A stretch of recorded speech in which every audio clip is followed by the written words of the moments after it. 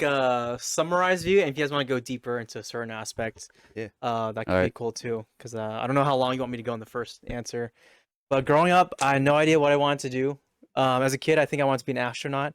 Then I realized it'd be really smart to do Out of that. this world. And what world? Out of this world. It Out of is. this world. It is. Dang. Whatever. Actually, in high school, I wanted to be a police officer because Oh, really? I think I realized it was too nice. I can't like give someone a ticket. I'm like, oh, just don't do it next time. Yeah. I'd be too nice as a police officer. But I think our local police station had like a ride along, like for seniors in high school. Oh. So they had that wow, program. really? And then my mom was, I think, like really like concerned that I wanted to do that. But going to college, that's when I was undeclared, so I had no idea what I wanted to do. So all freshman year I was undeclared, and then the first fall semester of your sophomore year, you had to declare a major. Otherwise, like you had to choose something. Mhm. And I remember thinking, wow, this is such a big decision because this defines the rest of my life. Like, how can I make that decision in just a matter of weeks? Like, that's so difficult. But then I got advice like, oh, you can change your major. People do that all the time. But I still had no idea what I wanted to do. So I was looking on the website, like the list of majors, and I saw things like business. My mom scheduled a meeting with me in the business chair, and I thought, I don't know if I can get into business. It sounds like a general like major that's very versatile, so maybe that could work. So my friends thought I might like physical therapy, like Josh right here. But then I realized to go into physical therapy, you have to like understand biology and like all those terms. Like, oh, I don't want to memorize all those terms. Like, that doesn't sound fun. I just want to like be active. To be honest, I also don't really know a lot of terms also. Oh, In biology. Patella. Patella. Except for this This one. is the Nutella, thigh, what? right? According to Moses. No. Sorry, Moses. Exposed. Exposed. But then I saw a major called youth ministry, and I thought, wait, what's really? that?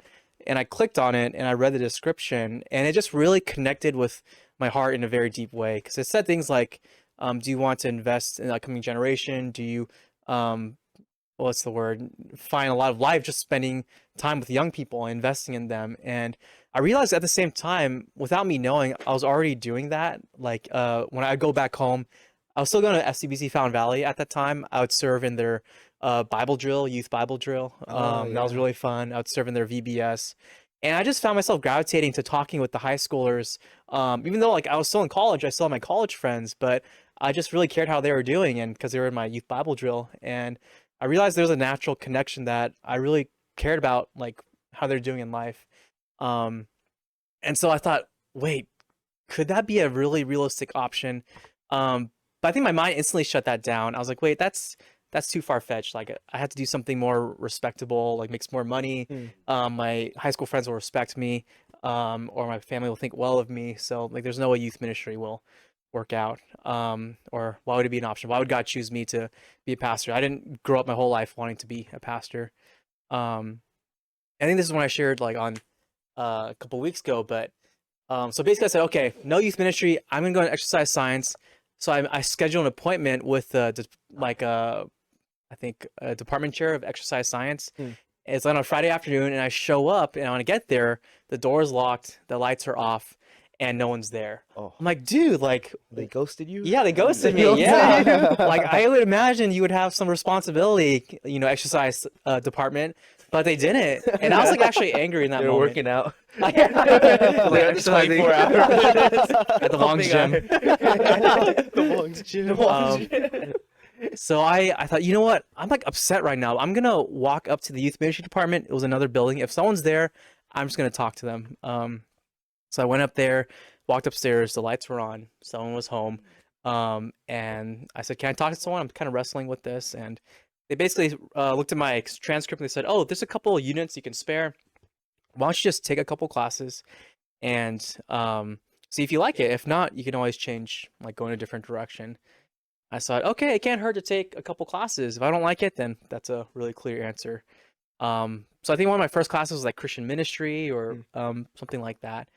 And it was terrifying because I realized like I actually really enjoyed like those classes, being with like-minded people who want to go into ministry, youth ministry specifically. And I was terrified and thrilled at the same time because it was exciting that I was getting closer to having some clarity, but also terrified because I loved it so much. But yeah, so I think there are so many stories of, I think, me having anxiety or fear and backing out, like, God, this is too crazy, and Him affirming me in some way. And um, yeah, and then there's a story I shared on the sermon a couple weeks ago. I don't know if you want me to revisit that or Go for it. go for it. Whatever Okay. you want. So Yeah, there was sounds one good. night, basically, I was like in my apartment. It was late at night. One of those like middle of the night kind of like freak out moments where it's like, there's no way I can go into ministry. Like, I'm not gonna make any money. My high school friends are gonna think I'm crazy. And I was like, you know what? I can't do this. Like those two fears, money and respect, what people thought about me. Oh, it's Stanley. Mm. Oh yeah. Oh. Hey, he's up next. Slight Hey, Israel. cameo. Yeah. Tell Stanley Some right Hanley, now. if you're watching this, this is where you will be. Yeah. Yeah, you're gonna be on here soon, Hanley. Wait your turn. Wait your turn. Wow. Ouch. He's just excited, you know. I don't he know. really wants to be here. Inside the annex. And then the very next morning, I had these fears coming into ministry class, and my friend, who's also Filipino, we're the only two Asians in the class. He raises his hand and asks the professor before class starts, "Hey, like my fiance, like we're having some struggles. Christian colleges, they kind of like get married pretty quickly. So Chester, just a warning if you go to Vanguard. Ring by spring. Ring by Ring by spring. spring. Senior year. Ring by spring. So we expect a story. Gotta spread them wings, man. Um, Spread them wings. It was basically saying like my fiance's parents, they have trouble like trusting that I can provide for like their daughter. I don't know if they respect my profession or if I can make enough money. And he asked professor like, what do I do? And the professor shared a story that I think was one of those powerful affirmations of God encouraging me to continue in this path. And she basically said, like, I used to work in the insurance company or industry, and she'd make so much money that she could buy a car and pay it off in a month. I'm like, whoa, that's like a lot of money. Like, I want to be where you were. And she said some sort of company retreat or something. And it was a beautiful sunset, food, everything anyone could ever want. And she realized she wasn't happy. It wasn't fulfilling for her. And she said it was in that moment she decided to go into youth ministry, specifically camp ministry, like youth camps. And she doesn't have like a regret in the world looking back. And she wouldn't change it for the world. So I walk out of class thinking, I just had these two fears the night before about money and the fear of man, like what people think about me. And the very next day, this interaction, I didn't even tell my friend about it. But he brings up the two exact fears and it's addressed. And I just felt God was like encouraging me, almost like putting his hand on my shoulder and just like asking me to like, it's okay, like I'll be with you. If I'm calling you into ministry, I'll equip you to do the task. And so that was like one story of just how I just really felt God, when I had the fears and the questions, God always addressed it in some way, shape, or form.